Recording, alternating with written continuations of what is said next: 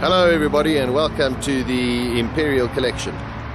You want to see something cool? Turn the radio on, look at the speakers. Oh, pity it's a rubbish station. Anyway, this is the Aston Martin Rapide and it is, well, quite magnificent. It has a few problems though. But I remember as a young kid, down the road from me there was a man who owned an Aston Martin Lagonda. And that was the last sort of four-door Aston Martin. And so in 2010, they brought in the Aston Martin Rapide. And this is it. So let's drive it first, and then we'll tell you a little bit more about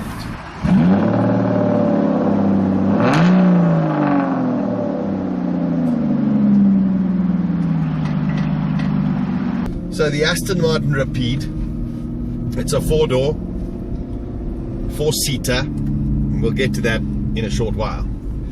But it's a 6-litre V12, normally aspirated power. That's what you want when you're buying supercars of luxury. This is what you could call a Grand Tourer, but it's not sluggish, that's for sure. And listen to that. That's what you buy this car for, is the magnificent sound. Beautiful. So looking at the interior, from my position, everything's very nice. Got beautiful dials in a sort of greyish, sort of carbon look. And then the sort of dashboard over here, we've got the lovely little air vents, which are cool. It doesn't have any form of gear stick. It's got paddle shift paddles. But all of the gearing is done over here on the dashboard. So you've got park, reverse, neutral and drive. And then of course you've got the sport button. Oh, and then it just goes. Isn't that beautiful? Listen to it. So you want to just drive this all day just so that you can hear that sound. Anyway, so you've got all of this stuff over here. You've got the radio, you've got a sat nav, you've got a telephone. You can do all of those things. You've got a clock that if you may be 12 years old, you'd be able to read. It's a little bit tiny, and I'll be very honest, no matter where you're sitting in the car, the angle's a bit weird. I don't know why. I think they should have put the clock somewhere else. You also got a damper control as well, so you can stiffen up the suspension if you want to really push its marbles. And I must tell you that I've seen Tiff Nadell take this car around a racetrack, and I could not believe the performance of the Aston Martin Rapide. It is truly spectacular, and that V12 engine just does justice to such a beautiful car. The sound system is amazing. We showed you that right at the beginning. It's a Bang & Olufsen sound system, and also it adjusts itself, so the faster you go, then it'll make the music a little bit louder. But when you have a symphony of sound like you have in this engine, why would you even want a radio? That's what I ask you. Beautifully finished in typical Aston Martin style. I mean, the stitching is quite extraordinary. There's not much you can fault on this car when you're driving it. It's a little stiffer than what you would suspect, and I'm in the comfort mode of the car. So if you compare this to something like a Bentley, the Bentley just feels more luxurious. But I think for Aston people, you also want to feel a little bit of excitement, and I think this is what you feel in the Rapide when you just boot it. Just got a magnificent sound.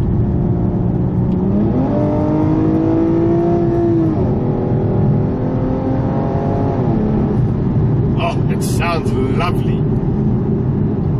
Yeah, you just want to drive this car all day. It is a cruiser. But it's not sluggish. As I said, it's very, very quick. 0 to 100 in under 5 seconds. I think it's 4.3 or something like that. So I mean, for a car that weighs 2 tons, it's incredibly impressive. Got a top speed of just over 300 kilometers an hour.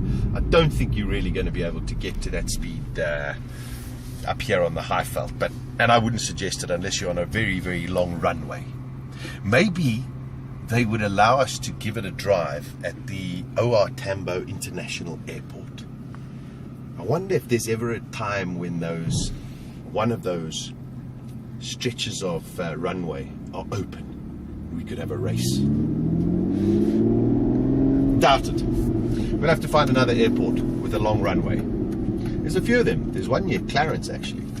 I drove a car there and we got very fast. And then we had to brake. I'm going to open the window just to give you an idea of the sound of this car. So I'm going to open up both windows. So give ourselves a little bit of space.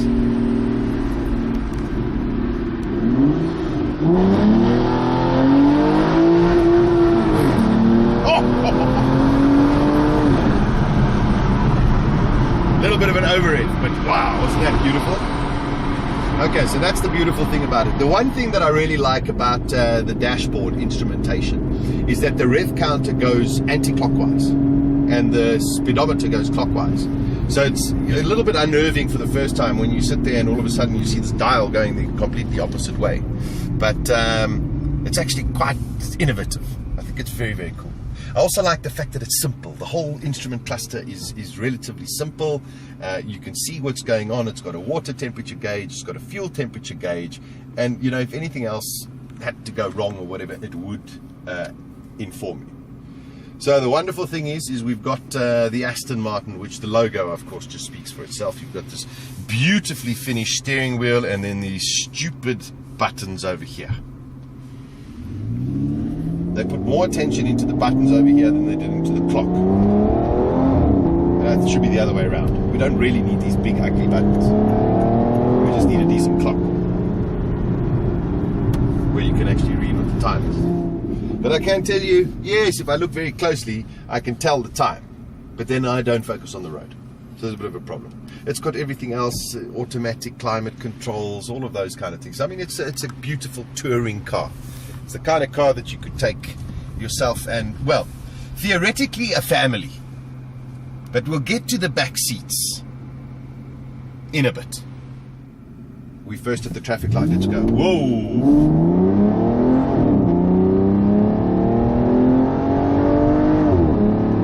Beautiful gearbox. Look at that, smooth. That's the difference between driving a grand touring car as opposed to a true flat-out sports car. The gear changes will be much more severe. They've got this perfectly right, so you still feel the beautiful acceleration, but you don't get kidney failure from the rest of it. Or you can feel the back just slipping out there a little. Oh, lovely, lovely, lovely. Take it into the corner, throw it in a bit. There we go. Push it out. A little bit of oversteer. Stunning to drive.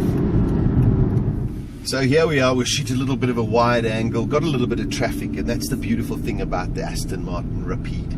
Even in traffic, it feels terrific. As I say, I'm going to take it out of sport mode now and see, the only thing that you'll feel is that the exhaust will go a little bit softer. It doesn't really affect any of the settings in terms of the suspension. As mentioned, we do have the damper setting. Now we put it into a harder mode, and I got to be honest, I think they could have made it a little bit smoother, especially for a touring car. But it does give you the excitement, and maybe that's what they want. They want people to own this car and really, really enjoy the excitement of it. It handles beautifully, but it will get you if you're not very clever about it as well. Whole thing about it, when you're driving sports cars, supercars, hypercars, they are extremely fast. And as much as we all think that perhaps, well, we can drive supercars, I mean, if that guy can do it, I can do it. It's amazing how many times you get it wrong. And if you can't catch it, it becomes very, very expensive. It's a beautiful car. Very, very beautiful car. I'll be honest, I don't think I would have gone for this kind of finish, maybe a slightly duller kind of finish as opposed to a gloss, which seems to be the trend nowadays, but still very, very pretty. There we go. We've got the sat nav, and oh, it's not touchscreen. And now we have to. Oh, we'll hit that button. No, we won't. We'll turn. We'll just go like that. There we go. It's at a slightly strange angle, but you've got everything you need, so you won't get lost. Alright, let's get rid of our sat nav.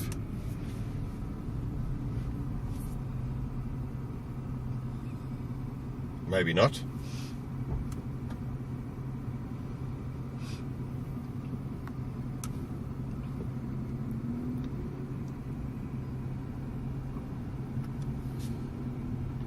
don't want the current position to be saved. I want to...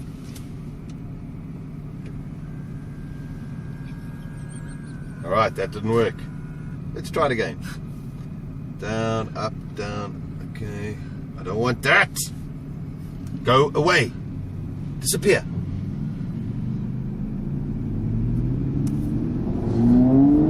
Need a degree. Surely it's on off. Oh, it's beautiful to drive.